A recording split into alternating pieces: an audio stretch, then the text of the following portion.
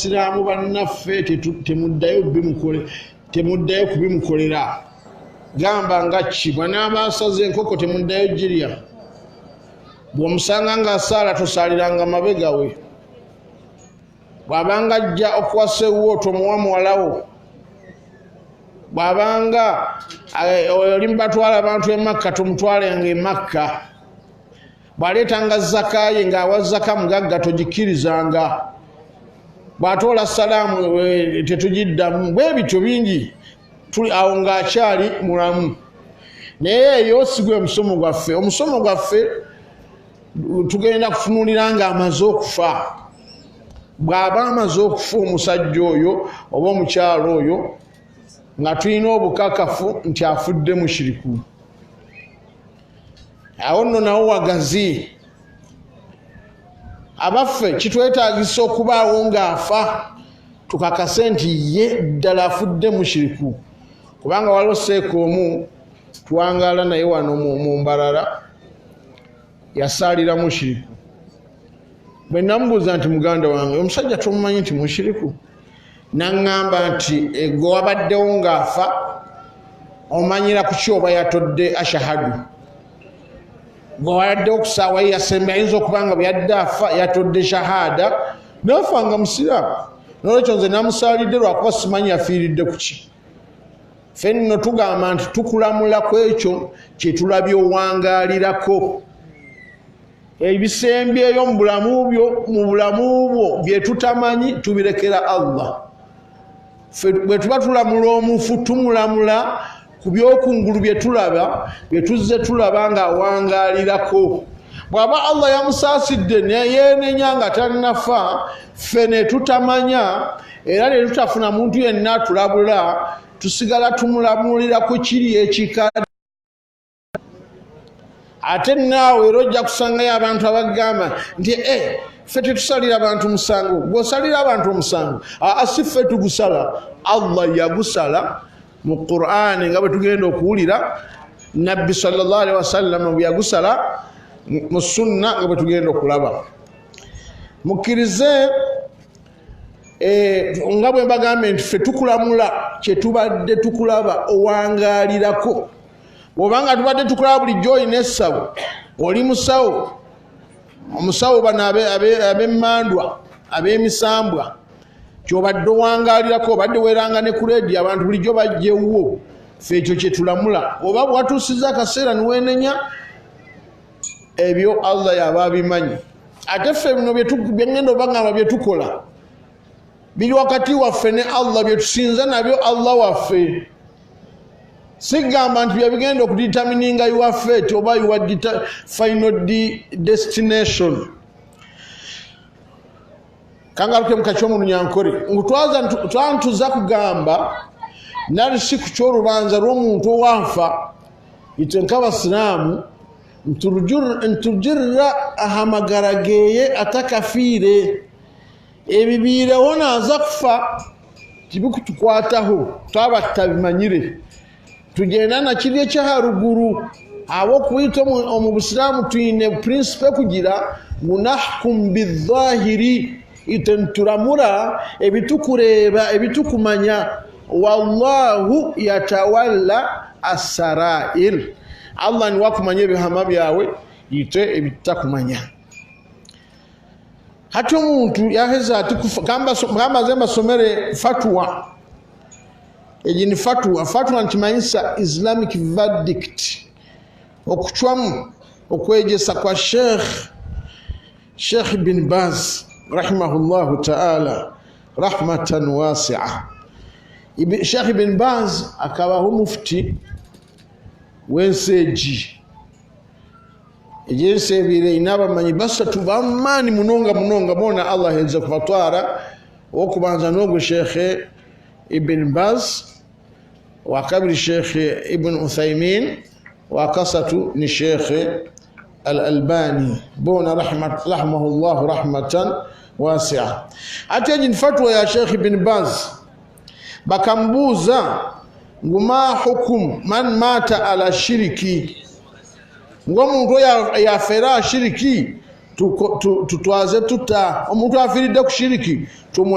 tumulamule tutya n'agamba rahimahullahu ta'ala muli ebigambo bibiri majmuu fatawa sheikh timan mata ala shiriki omuntu yenna afiridde ku shiriki fahuwa ala khatarin azim ali mukabi kanene nnyo liqawli llahi subhanahu olwokuba allah yagamba walau ashraku la habita anhum ma kanu ya'malun nti singa eyo aya eri mu surati al-an'am aya 88 bo ebyo bino okwo kugaziya kwange sikwa sheikh eyo aya eri mu surati al-an'am aya 88 naye mu aya ezo allah yayogerawo bannabbi 18 abasinga bannaabwe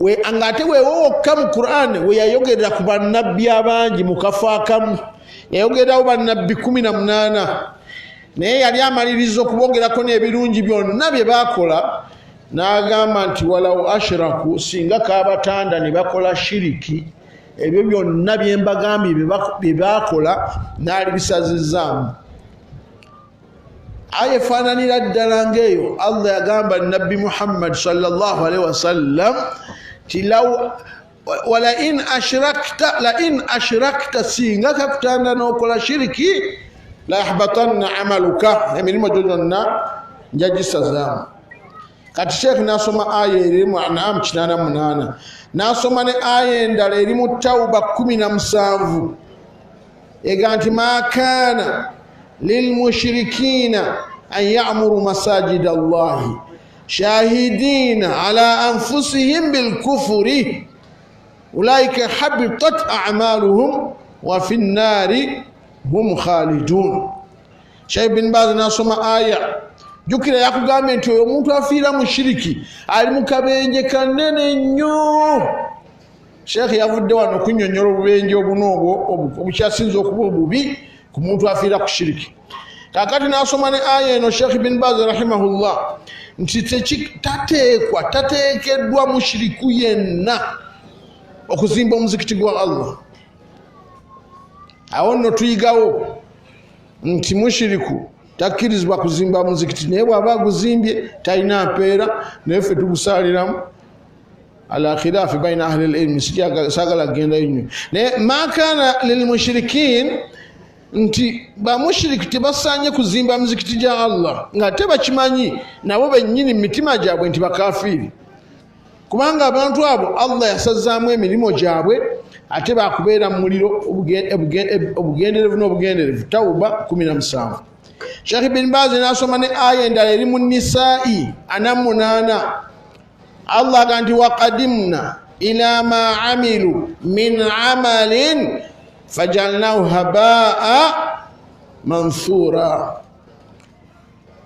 iyo aya erimu terimu Nisa erimu Furqan 23 allah gante emirimu abashiriku emirimu gyonna allah gye bakola emirimu gyonna yagifuulanga bwolaba ebyoya by'enswa ebintu kwegamba ebitalina mugaso nasoma ne aya endala eri mu Nisaa 8 ega nti inna allaha la yaghfir an yushraka bihi wa yaghfiru ma duna dhalika liman yasha ti allah talisonyiwa muntu yenna afudde nga mushiriki alisonyiwa ayakola amazambi amalala gatatuuka ku shiriki bwali bagafiiriddeko allah bwali bayagadde kakati sheikh gyali addamu ekibuuzo kye bamubuuza nti omuntu bw'afiira ku shiriki tukole tutya kati nasooka abalaga nti omusajja oyo oba omuntu oyo abeera mu kabenje kanene nnyo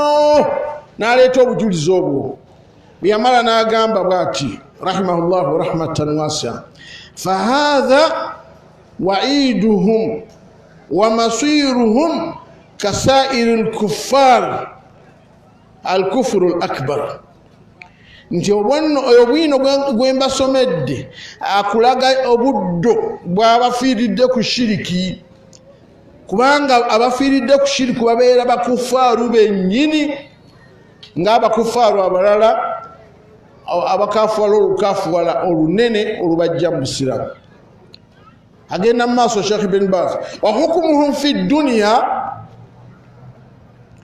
nti omuntu oyo bw'aba afudde kufa abasigadde ku duniya tukola ki? Naga nti la yughassaluun. Ulira verdict eno fatwa ya Sheikh Ibn Baz rahimahullah. La yughassaluun, omuntu oyo afudde nga mushiriku tetunaaza maiti ye, wala yusalla alayhim, tetumusalira, wala yudfanuun fi maqabiri almuslimin, tetumuziika mulimbo oba kubijja we baziika abasiramu. Fatwa ya Sheikh egenda mu maaso, naye katusooke tugikomyawo, tusooke tugaziye ezimu ku nsonga zayogedde rahimahullahu taala. Nolwekyo abamanyi bonna beegatta mu Saudi waliyo akakiiko bakayita al-lajna ad-daima, kali nti permanent panel of most prominent sheikhs, akakiiko akowaggulu ennyo akali permanent ak'abamanyi ab'oku ntikko akaddamu ebibuuzo. Akakiiko ako bakayita al-lajna ad-daima li hay'ati kibari al-ulama, akakiiko ak'abamanyi ab'oku ntikko abakulu abagundiivu akaddamu ebibuuzo ku nsonga z'obusiraamu. Kaisa fatwa zino wammanga ngenda zifunza, nikagamba nti omuntu afiira ku shiriki, tukikakasa nti yafiiridde ku shiriki. Ekyo nadde nakyogeddeko, tukakasa tutya nti yafiiridde ku shiriki. N'agamba nti akakiiko kagamba kakabamanyi bonna unanimously nga tiwali kwetemamu, nti ate ye Sheikh gundi yagamba bw'ati. Kino tiwali n'omu, bonna beegatta, ajima bonna beegatta ne bagamba nti oyo afiiridde ku shiriki nuamiluhu muamalata al-kuffar, tumuyisiza ddala nga bwe tuyisa, tumuyisa mu mpisa esingako bubi negye tuyisa omuntu afiiridde ku kuffar. Ne bagamba nti nonno bino wammanga mbiwulire tebikolebwa ku muntu oyo. La nu'lin wafatahu ala manabiri al-islam. Muwulire mwe bayima, toliyimirira ku mimbari ya busiraamu n'obika omuntu oyo. Mimbari ya busiraamu eyinza okubeera mu muzikiti oba ekifo kyonna ekiri gazetted nti kino ekifo tulangirako mawulire ga busiraamu. Eyinza okuba WhatsApp group nga mwagigazettinga nti eno group yaffe egaba mawulire ga busiraamu. Eyo tebe ago tigabeera mawulire ga busiraamu. N'olwekyo la yu'lan, tomulanga mu muzikiti ndi mmanya batayibi tusunjire kizibu ngwe nankafiri kandi nomanyangu ni mushiriku. La yu'lan, tetumuwa that publicity, tetumulanga, tetumubika. Ekyo mukitegedde banna. Ekyokubiri, byonna bye tukola ku mufu waffe, gambanga okunaaza maiti ye, tetuginaaza. Tokigeza n'omunaaza. Lwakuba guno omusomo, singa wabaddewo omusomo tujja kusaba tesisi bajje batuteereyo ku musomo nga gulaga biki ebibaawo ku mushiriku nga yabadde afa. Wallahi walau tara, Allah yatugamba nti singa mwali mulaba ekibaawo nga mushiriku afa, tewali naye alibaddewo awo wagenda okufiira. Buli muntu yalidduse n'agwa n'eddalu n'azirika. Emiggo gy'abamalayika, ebintu biba bingi. Kakati hina idhin bwe kimala okuba bwe kityo, tokigeza kuleeta amazzi nti tugenda kunaaza maiti. Ekyo kiwedde. Ekyokubiri ekirala, tokigeza kumuziika mu ssanda zaffe enjeru. La yukaffan, la naj'al lahu kafanun ka kafanul islam wal muslimin tetumugulira sanda njeru yadde olugoye lwonna ne bwe lutaba lweru amanyi baga ntufunayo ekikutiya kyetuzingamu maiti ye maiti ye ebyonna nga biri awo tetumusalira nti oyita abantu nti maata ala shiriki afudde ng'ali ku shiriki tetumusalira ekirala tetumuziika mulimbo oba kubijja kwe twaziika abasiraamu era hadha dhakara ahlul ilmi abamanyi batugamba anna hadha almayit oyo omuntu oyo afudde nga mushiriku juthatuhu tuudhi mauta almuslimin maiti ye enakuwaza baganda baffe betwaziika singa mumuliranya nti kiba kibi nnyo ku bantu bano bwe mwaziika wedda muba mubakoze bubi nnyo n'okusinga okubanga mwabaziika mu toyireti ebyo bigambo byabamanyi bannaye si byange nti bano abaafa singa mubaliranya omuntu oyo muba mubakoze bubi nnyo n'okusinga bwe gwali badde singa mwabaziika mu toyi waiyadhu billah nasalullah alafiya kakati tukola ki Sheikh Uthaymin rahimahullahu ta'ala rahmatan wasi'a bino byonna bimanyi bigambo by'akakiiko allajina addaima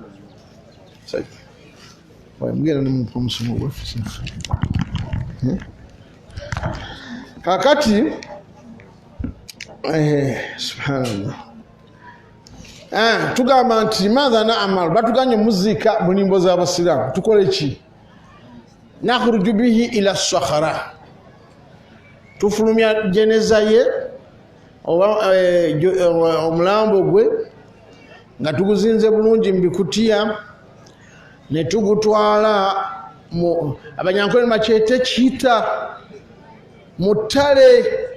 mutale wala n'abantu wanahfiru lahu hufra ne tumusimira ekinnya ekyo tetukissaamu mwana ndaani era tewabaawo bantu nti ate bano be bagenda okukka mu ntaana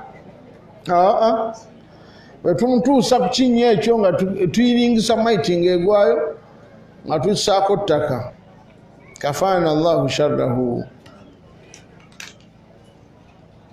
era waliwo aya edduwa gye tusaba nga owulidde ng'afudde nga nti faqutia daabiru alqawmi alladhina zalamu walhamdulillahi rabbil alamin bw'owulira nga yafudde mushiriko ga nti walhamdulillahi rabbil alamin oga faqutia daabiru alqawmi alladhina zalamu walhamdulillahi rabbil alamin ekirala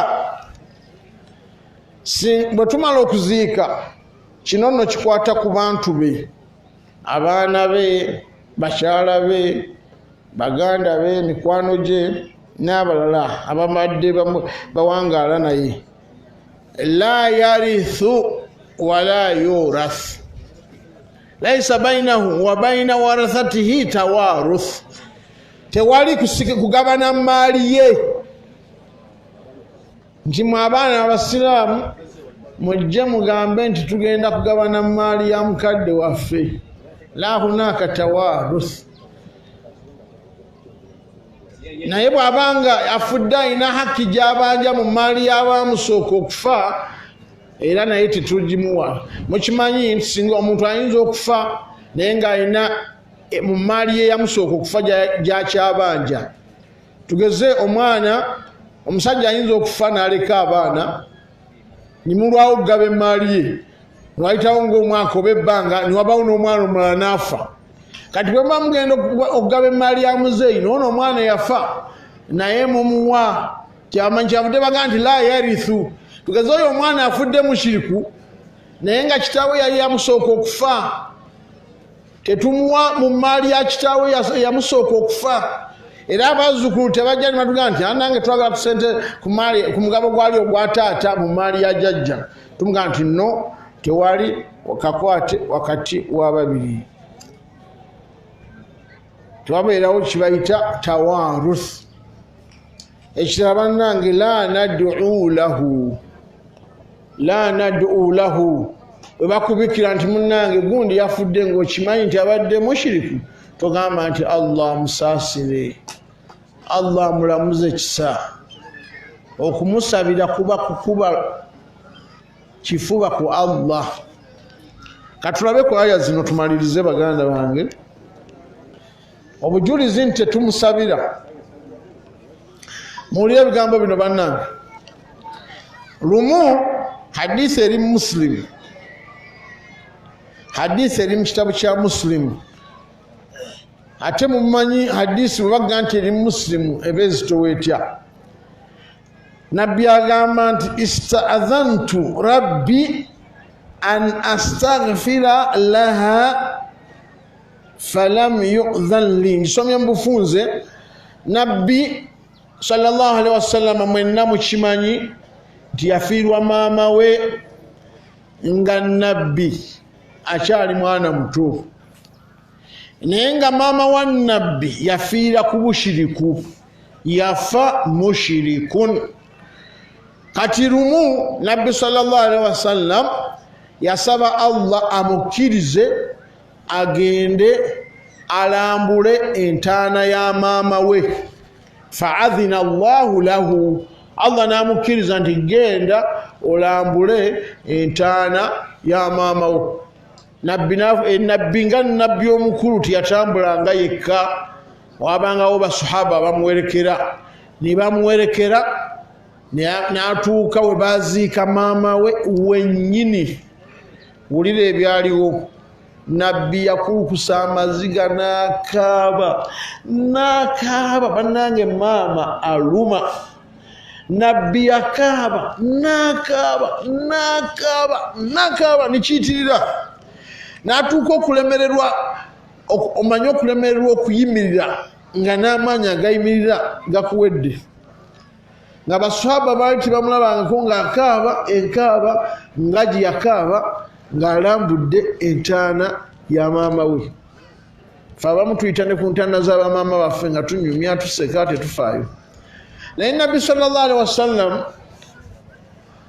n'agamba basahaba ne bamugamba nti ng'okaabye ennyo ya rasulallah nga kiyitiridde nga si mbeera zo n'abagamba nti nasabye allah anzikirize okulambula entaana ya maama wange bwe ntuuse wano mulabye ng'ali mbibonyobonyo bingi eyo nno sharh hadith ninsaba allah anzikirize musabire allah tanzikiriza kumusabira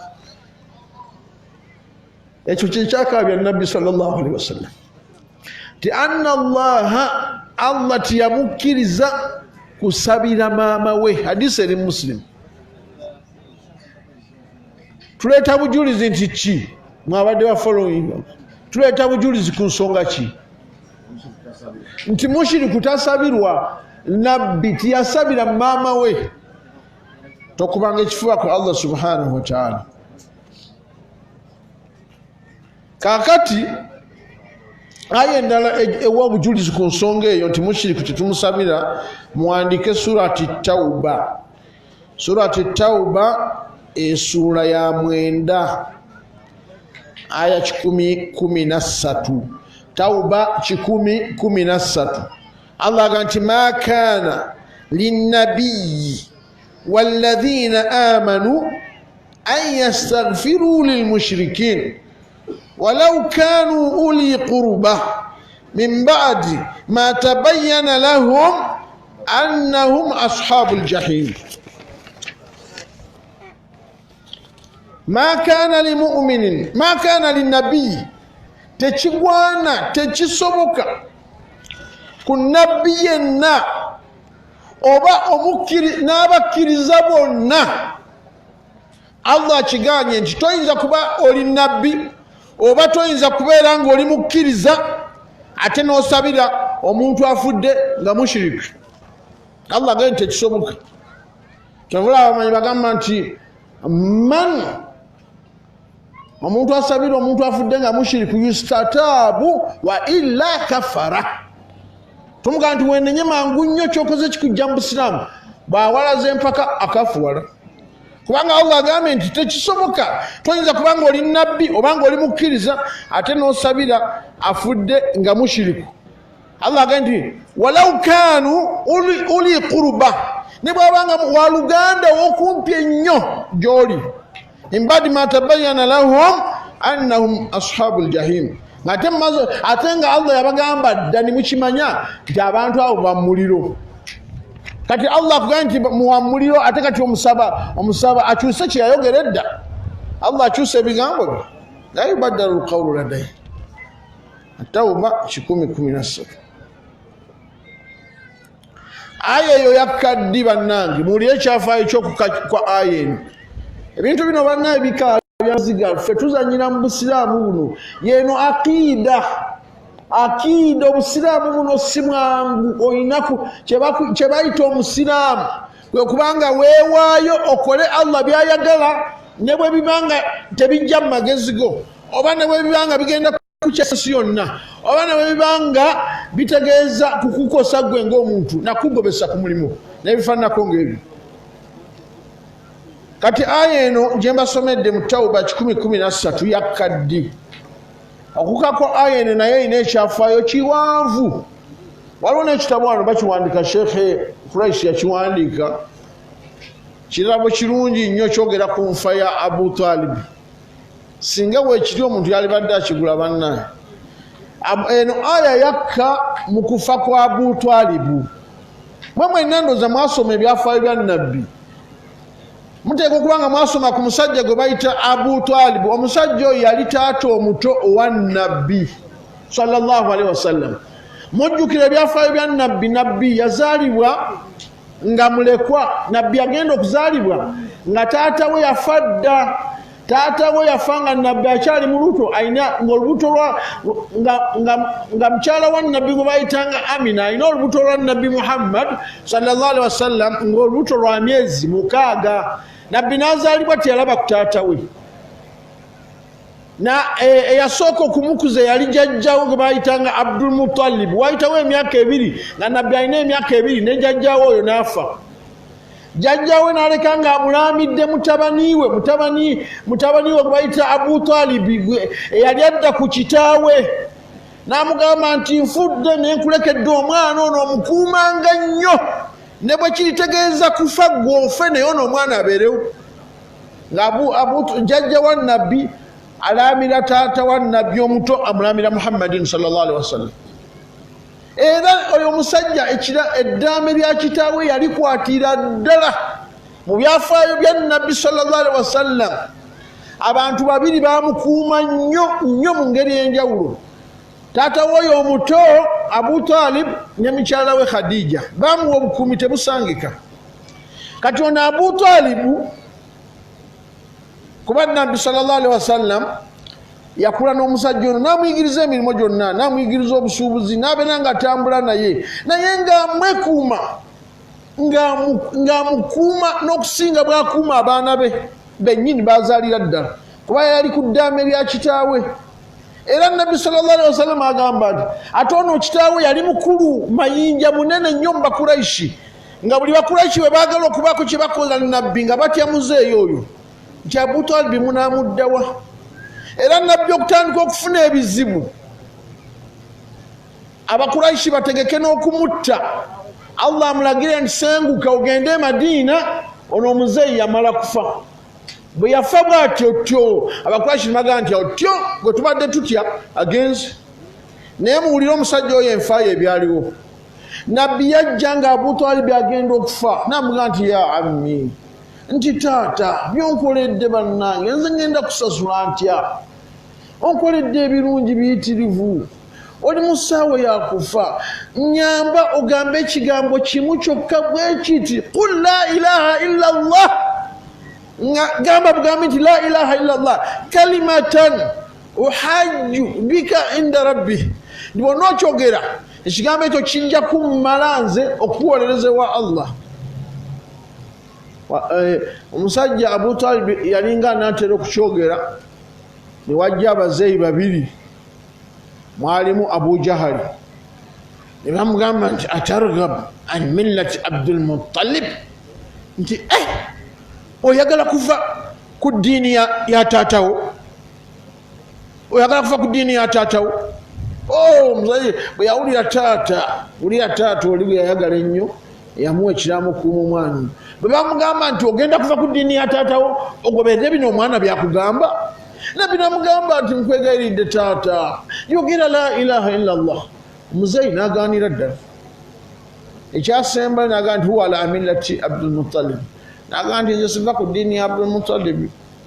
Mwana wange byogera mbiraba bituufu mbimanyi, naye siina gava ku ddiini ya taata. Fakana akhir kalamihi, ekigambo kye ekyasembayo n'agaana okuva ku ddiini ya kitaawe Abdul Muttalib, n'afiira ku bushiriku. Nabbi n'akaaba amaziga mayitirivu. Mujugenge n'abagambi ge yasikaaba ku maama we, yaddamu n'agakaaba wano, okutuusa bwe yafulumya ekigambo n'agamba sallallahu alaihi wasallam ng'omuntu nti yadde ofiiridde ku bushiriku n'ebyokoledde obusiraamu bingi, njakusaba Allah akusaasire. Allah nassa aya eno ginabagambye eri mu Tawba 10:13 ng'amugana tokigeza era teyakikola sallallahu alaihi wasallam. Kakati gwe munnange, omuntu ayinza okujja obawulira basoma boogera speech ku nfa z'abantu, muzeeyo ono ne bwankubadde yadde n'essabo naye ebirungi nnyo byakoledde obusiraamu. Eno ettaka eriko omuzikiti gwaffe ye yalituwa, mumanye essomero ly'egindi ye yalizimba. Azimbye emizikiti, ye muzikiti si gwatazimbye, yakola hijja bweziti. Tusaba Allah amulamuze ekisa. Ozikiridde ku muntu gw'omanyi nti mushiriku, kubanga nkugambye nti ani ayinza okwepanka nti yakolera obusiraamu okusinga Abdul Muttalib? Taliiwo okusinga Abu Talib. N'olwekyo ekyo nno bujulizi obukulaga nti tetumusabira omuntu oyo, yadde okugamba nti Allah amulamuze ekisa. Obwo oba omusabidde, yadde okugamba nti Allah amusaasire. Nolwekyo mulina okwegendereza nga muwa speech ku bantu abo nga bafudde. Toyogera speech enekuleetera obuzibu wakati wo ne Allah. Toyogera speech, oyinza okukozesa general statement nga bw'onooga nti Allah amuwa ebimusaanira. Bw'oba otidde, oyinza okubeera mu kifo nga oyina oba you are a politician, oli mukulembeze w'abantu, gwe LC1 olina okwogera, ate mu nkola ey'okwogera ku bafu wabaawo okubasabira. Oyinza okukola general statement ng'eri general bwetu open ti Allah amuwe ebimusaanira. Allah amuwe ebimusaanira. Oba omusabidde awo omaliriza nga Allah tomunyiizizza, n'abantu tobanyiizizza, kubanga awo kijja kummwe abatya okunyiiza abantu. Obujulizi obulala bannange ku nsonga eyo buli mu surati Al-Mumtahina.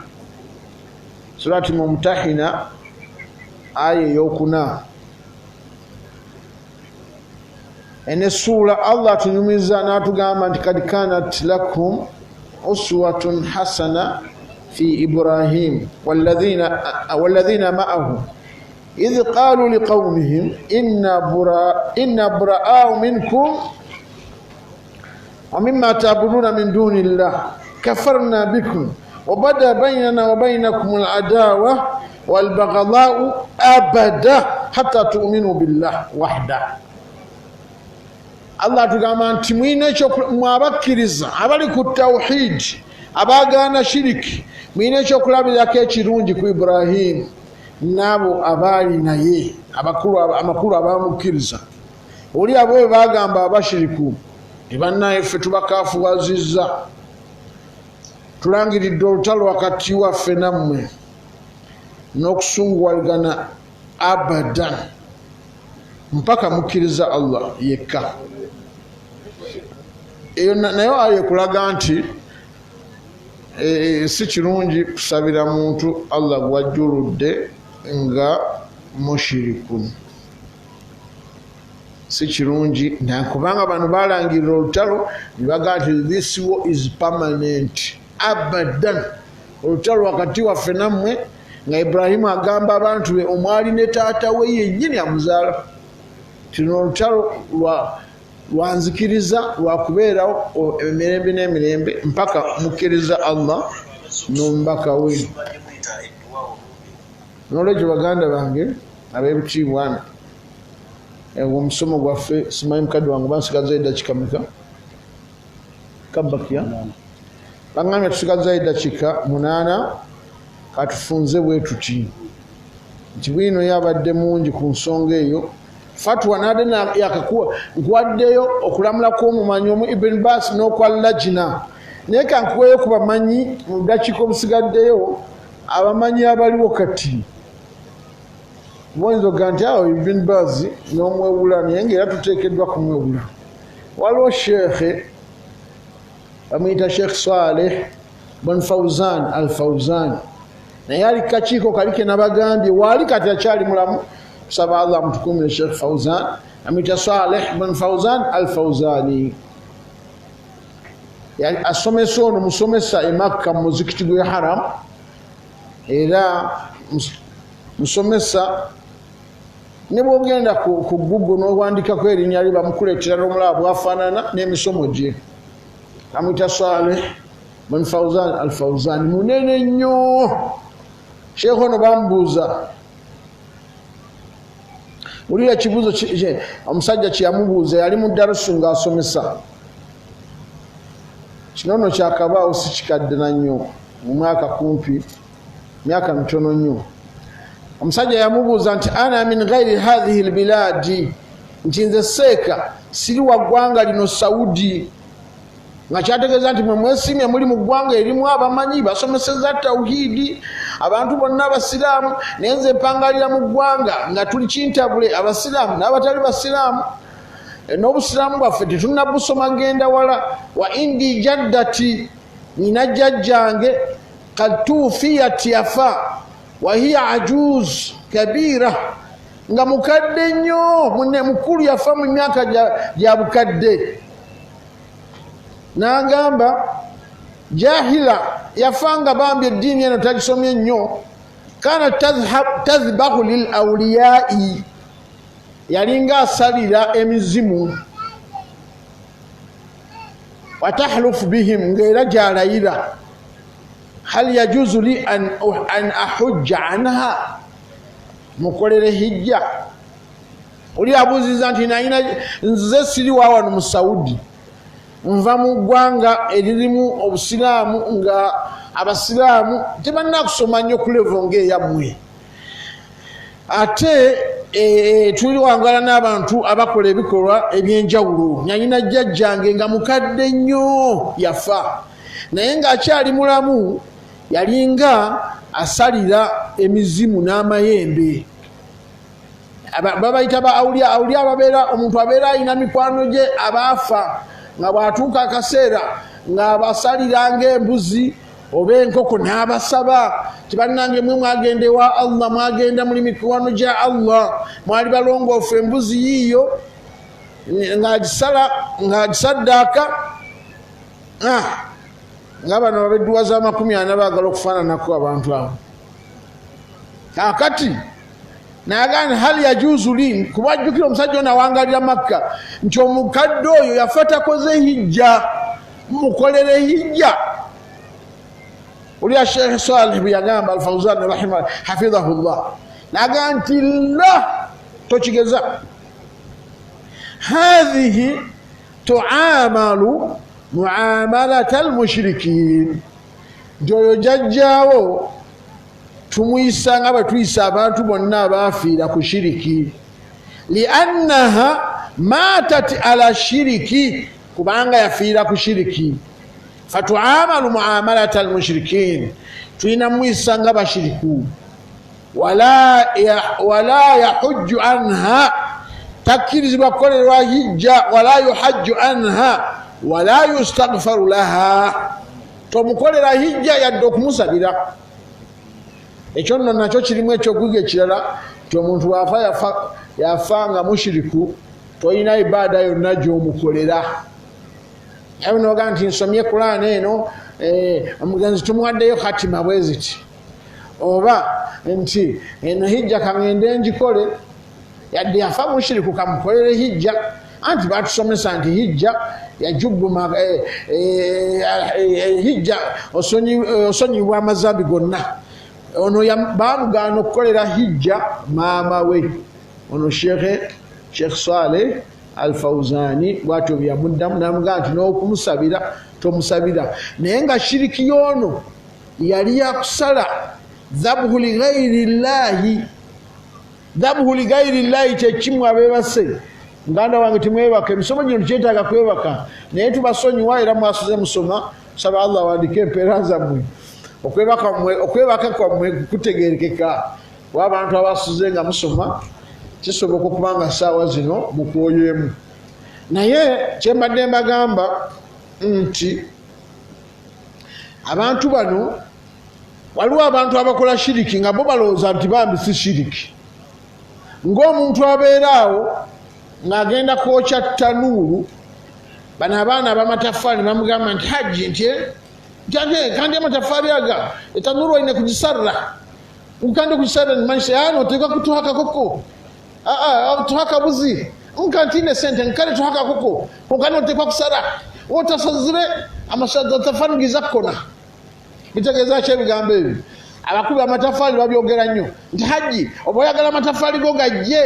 tuweyo akabuzi wano tulina okugasalira oba akaliga wobaga nti nga sina sente nti kale tuwa akakoko bw'ogaanira ddala nga baga nti kale bweganakona totubuuza bweganakona totubuuza kubanga bwenzikiriza bwega nti ettanuulu yonna okujja olina ogisalira kekakutanda n'osala ne bwe kaba kayiibwa ku kabwe kati n'obaga nti bannange sente zimbuze mbawadde kayiibwa oba ovudde musiraamu kubanga dhabhu lighairillah oba ebintu bingi abantu bye basalirako ng'ettanuulu ng'eyo ng'omusingi abamu baba bazimba ennyumba nti haji nti oba hajjaki ennyumba eno oba oyagala yanguwe eggwe mangu tekutawaanya ebeere ngumu omusingi guno tulinamu okuyiwamu omusaayi bw'oba wakanya ennyo nga baga nti ati bino byabuwangwa bino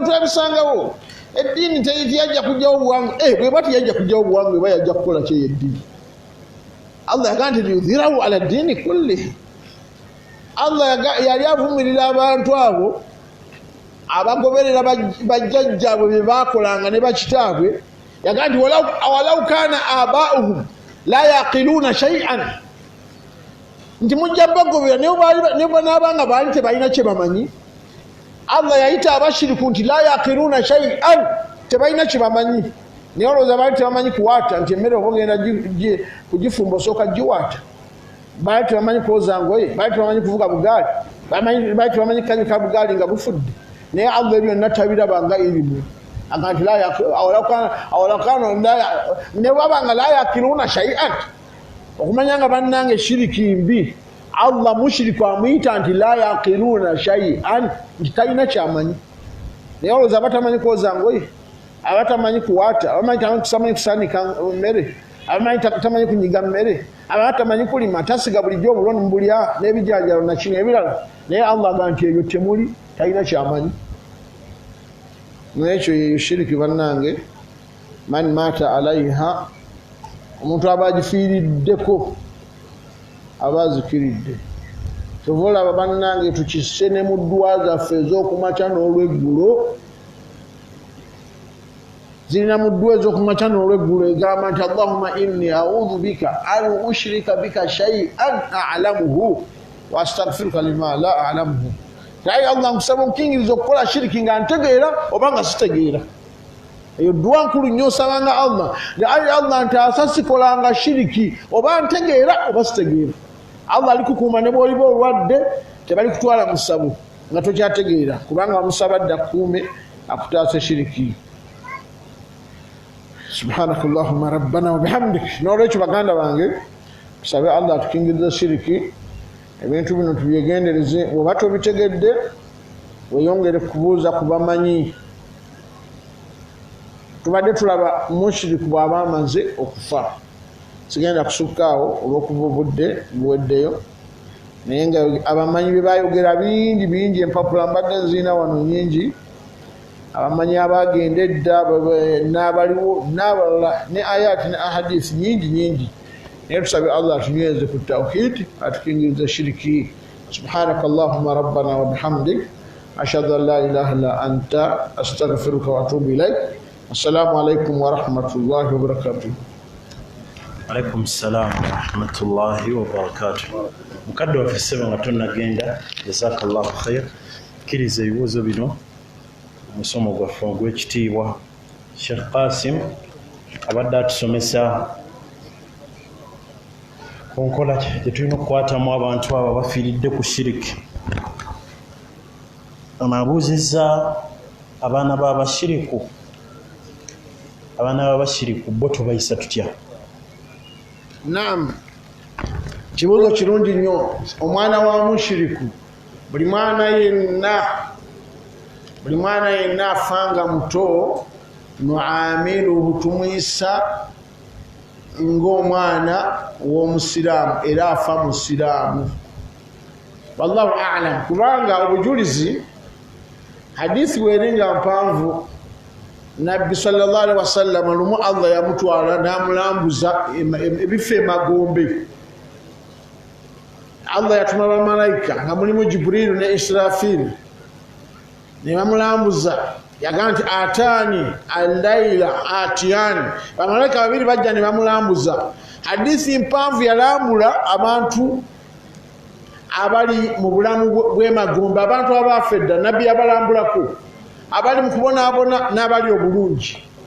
Naye kyengendereddemu wano, alina ekyalo ekimu kye yatuukako, ng'ekyalo ekyo kirungi, nga kinyirira, nga kirimu ebibala, buli kika kya ttunda, nga kirimu fene, kirimu emiyembe, mapapaali, micungwa, bikajjo, watermelon, all types of fruits nga zonna mweziri, nga mulimu abantu babiri, nga mulimu omusajja omu omuzeeyi, omusajja omu omukulu n'omukyalo omu naye nga mukulu, nga mulimu abaana abato nga bazannya, bano beewuuba, bano balya fene, bano balya bikajjo, bano bazannya mupiira, nga bali mu bulamu obweyagaza ennyo. Nabbi n'abuuza nti ate bano abagamba nti kino ekyalo kyotuuseeko kati kiriko abaana b'abantu, hadisega nti abaana b'abantu abafanga bato babeera fi kafaalati Ibrahim wa Sara. Bali ku kyalo kino, bali mu bulabirizi bwa Ibrahimu ne Sara, nti Allah abakuumira wano mu mbeera eyo. Ekyo nikitegeeza nti kubagamba nti abaana b'abantu generally abantu abasiraamu buli mwana afanga muto agenda fi kafaalati Ibrahim, agenda mu bulabirizi bwa Ibrahim mu kyalo ekyo. Kiba kitegeeza nti omwana nga ne Nabbi agamba nti kullu mawludi yuladu ala fitra, buli mwana azaalibwa musiraamu. Bw'afanga afudde mwana muto kitegeeza afiiridde ku busiraamu. Naye ekyo tekitegeeza nti alina garanti y'ejjana yaumul qiyama. Kiyama bw'erituuka bagenda kufuna ebigezo ebiri special abaana abo. Naye wano baba bafudde, singa ffe tusobola, omwana bwe yalifudde ffe twali musaalidde yadde si wa musiraamu, naye tuba tetusobola kubanga situlinaako buyinza. Naye nga kiyama bw'erituuka, abaana abo Allah ajja bbawaayo ebigezo ebiri special abali biyita bayingire ejjana. Wallahu ta'ala a'lam. Naye n'olwekyo omwana afudde nga bazadde be bashiriku, nga mwana akyali muto, ye talina musango ku ffe. Era bwe tuba tulina obusobozi tumunaaza ne tumusaalira ne tumusabira n'omusabira, ne bwe luba lubuto nga lwa myezi 4 tulusabira omwana oyo tumusabira tumugamba nti Allah akukingirize bonyobonyo by'omukabuli, Allah akukingirize ebigezo, Allah akugumye akulage ekituufu olunaku lwagenda obbagezesa. Naye enjawulo eriwo nti omwana w'omusiraamu bw'aba afudde bwe tuba tumusabira ne bazadde be tubasabira mu dduwa, tulina ewe tutuuka nitusabira n'abazadde nti omwana ono Allah mufuule agenza okukwatira bazadde be ebifo, mufuule ennunuze eri bazadde be ajja abanunule okubajja mu muliro. Naye bw'abanga omwana afudde nga bazadde be bashiriku, tusabira mwana yekka, tetusabira bazadde be abakyalemedde ku shiriki. Mpozi kyetuyinza obbasabira kuba baba bakyali balamu nti Allah abalungamye. Wallahu ta'ala a'lam. Naam, jazakallahu khair. Sheikh anabadde akubuuza ku bakubi b'ebitabo, naye gwe musoma oguddako Sheikh ajja bakubi b'ebitabo bino adde abuuza be baani, adde akikubuuzizza. Ono oyogedde ku kyoku tanuuru n'agamba ndi mu kuzimba nnyumba naye abazimbi baŋŋambye nti basanzeemu omusaayi mu nnyumba yange, nkole ntya? Bw'obanga abazimbi basanzeemu omusaayi, ekitono ennyo kiyinza okuba nga wallahu alam, Allah yasinga okumanya. Bwekiba nga kikolwa kya ddogo, musomera mu mazzi ayatu ibtaalu as-sihiri. Abalogo babikola nnyo naddala mu bantu nga bazimba amayumba oba nga bakola ebintu ebyebbeeyi. Abantu ab'ettima bangi bayinza okuyiwamu omusaayi ne bagulaamiriza. Omusaayi baba bagusaddaase nga baguwadde amajini ne bagasaba gatuuse obukambwe n'okunakuwaza n'okulemesa ono agenda okuzimba. Kati ofuna amazzi amalungi n'osomeramu ayatu ibtaalu as-sihiri. Waliwo aya ezitta eddogo zimanyiddwa. Oba tozimanyi kale soma ayatul kursi yokka emala. Osomamu ayatul kursi emirundi gy'onoosobola ng'osomera mu mazzi ago, genda oyiwe wali bayiye omusaayi omaze bimaze okufa, terina bijja kuddira oyo yabisindise, genda mu maaso n'okuzimba. Wallahu ta'ala a'lam. Naam, Sheikh waffe ow'ekitiibwa kyatugambye ebyo byonna ebyokweraguza shiriki bitiisa bantu batalina tawhidi anywedde, naye ali ku tawhidi ebyo tebimutiisa wabula alina kubeera nti anyweza tawhidi.